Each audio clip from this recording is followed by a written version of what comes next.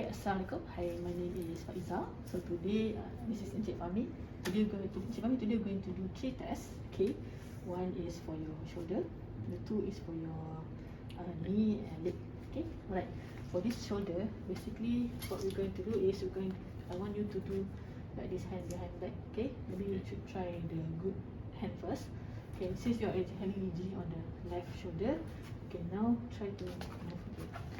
First, normally we will look at the neutral position without moving first.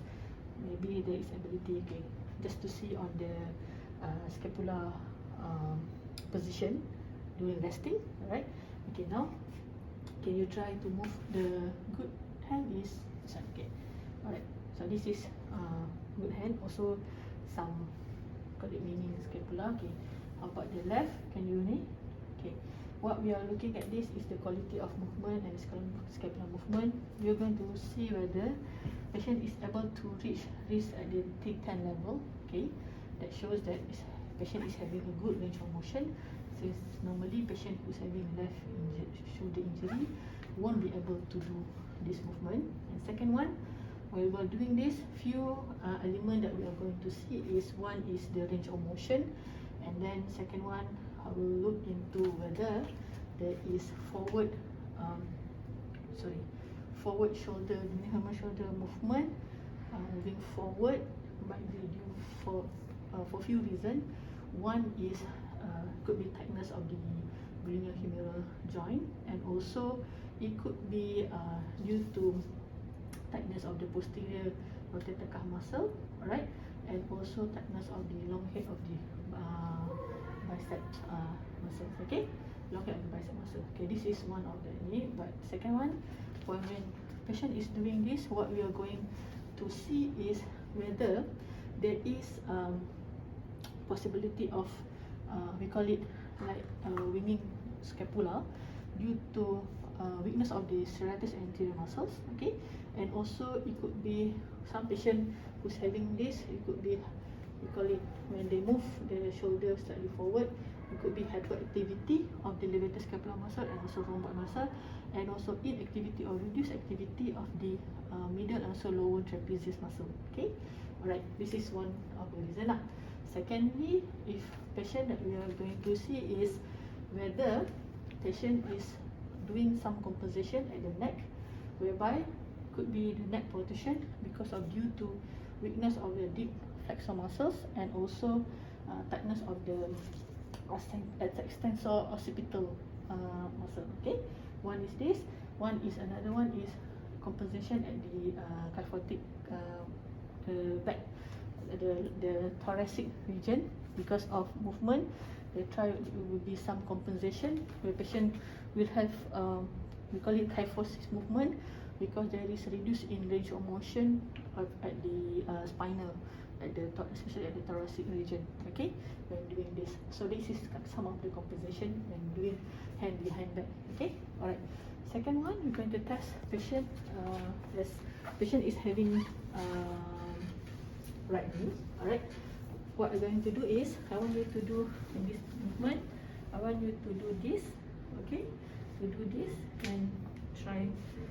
Okay, one is knee extension, and one is knee. One is just knee extension, one knee, and also infrared extension. You try that. Okay. Okay. Alright. Okay. Maybe that is the good leg first. Okay. Alright. Try. So normally we will compare right and left. Okay. Okay. Try. Okay. There's a few element of impairment that we're going to see whether normally will be some rotational movement that happens due to few reasons. One is compensation, or you call it over of the tension fascia latae. Alright, and also it could be tightness or overactivity at the S anserioris and also medial hamstring muscle, which lead to some happening of rotational movement. Okay. Second one, okay, I want you to do straight, relax. Okay, can you try to do this the same movement? Okay, there is possibility of patient unable to fully extend the knee, which is impairment. So but normally patient probably can only move up to this level for few reasons. It could be due to hamstring tightness, alright, and also tight of the neutral structure. So these are two reasons why patient is probably unable to extend.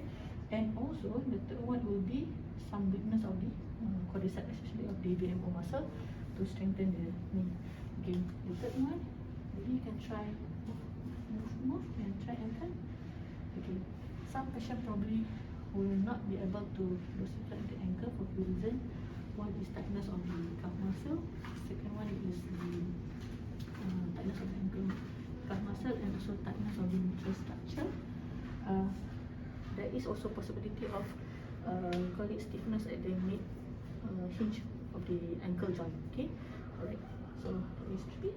Okay, the fourth one, when patient who's having impairment, there is possibility they are able to move full ankle, knee and also ankle, but with some compensation of the trunk lumbar movement, which they actually unable to maintain the lordosis or the rotic move of the spine, because they try to fully extend the using the knee and ankle dorsiflexion, but with compensation of the lumbar movement. For few reasons, is one of the tightness of the hamstring and also tight of the neutral structure. That is one of the possibility lah. Okay. Now we're going to do the third one. Okay, will be a bridging. Will be a bridging. Okay, in bridging.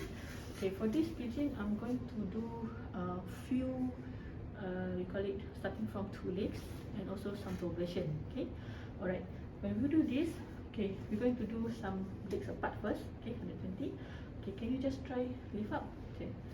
Okay, if patient is unable to maintain the spine in neutral position, mean the legs and the hip, it could be a few reasons. It could be it could be some patient might have a stiffness at the hip joint throughout this movement. If patient unable, one of the possibility is the tightness or stiffness at the hip joint, which lead to patient difficulties in lift up the leg in neutral position.